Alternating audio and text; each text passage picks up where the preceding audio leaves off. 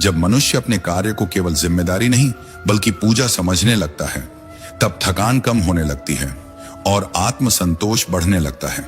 मूर्ति को पूजनीय बना देने वाली वही शक्ति विचारों की शक्ति होती है और मिट्टी को आकार देने वाला हाथ नहीं, उससे पहले मन का भाव होता है। यही कारण है कि कभी कभी जीवन में रास्ता बदलना हार नहीं होता, बल्कि यह एक संकेत होता है कि मंजिल कहीं और प्रतीक्षा कर रही है।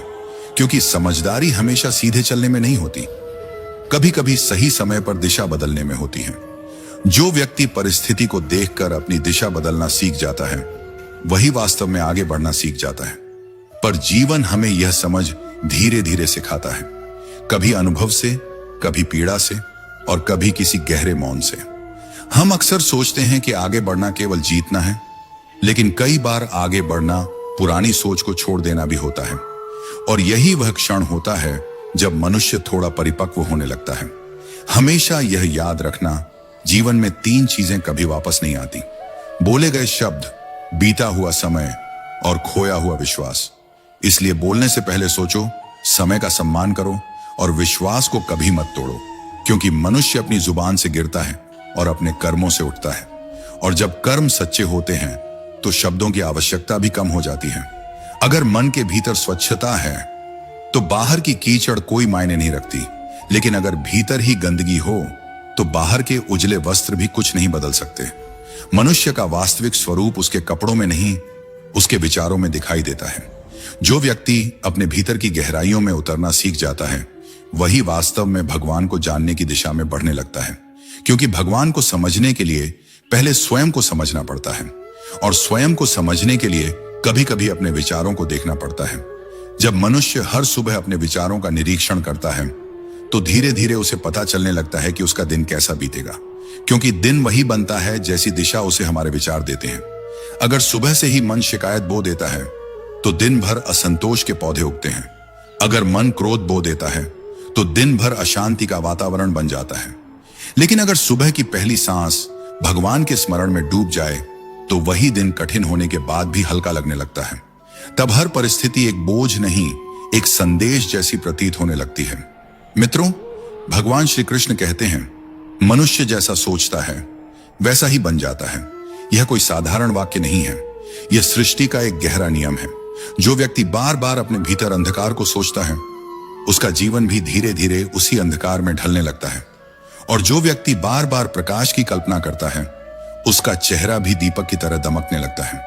क्योंकि विचार केवल मन में नहीं रहते, वे धीरे धीरे व्यक्तित्व बन जाते हैं।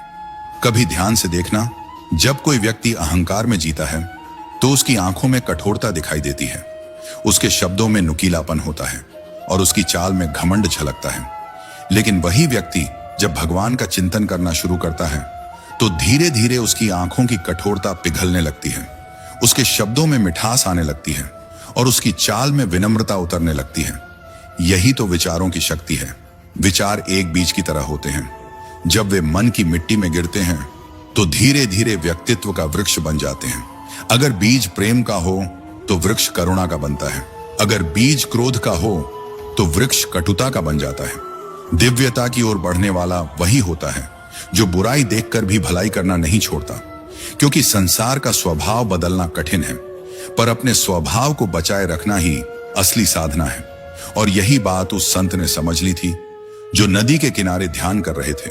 एक बिच्छू पानी में गिरा, संत ने उसे बाहर निकाला, उसने डंक मारा, संत ने फिर बचाया, फिर डंक मारा। शिष्य हैरान था, मन में प्रश्न था, गुरुदेव, जब यह बार बार आपको पीड़ा दे रहा है तो आप इसे बचा क्यों रहे हैं? संत मुस्कुराए और उनकी आंखों में एक गहरी शांति उतर आई। उन्होंने कहा, डंक मारना उसका स्वभाव है और बचाना मेरा। अगर वह अपना स्वभाव नहीं छोड़ रहा तो मैं अपना स्वभाव क्यों छोड़ दूं? यही सच्चा धर्म है। दूसरों की गलतियों के कारण अपने चरित्र को बदल देना, श्री कृष्ण कहते हैं, मनुष्य की सबसे बड़ी हार होती है। और शायद यहीं से भगवान श्री कृष्ण का वह गहरा वचन समझ में आता है, जो व्यक्ति अपने मन को जीत लेता है वह संसार को जीत लेता है। मन ही मित्र है और मन ही शत्रु। अगर मन को सही दिशा मिल जाए तो वही मनुष्य को ईश्वर तक ले जाता है, और अगर मन भटक जाए तो वही मनुष्य को दुख की गहराइयों में धकेल देता है। मन कभी कभी समुद्र की तरह होता है, ऊपर से शांत, अंदर से तूफानों से भरा हुआ। लेकिन जो व्यक्ति इस समुद्र को समझना सीख लेता है, वह धीरे धीरे अपने भीतर स्थिरता का दीपक जला लेता है, और शायद यही स्थिरता जीवन के हर निर्णय को बदल देती है।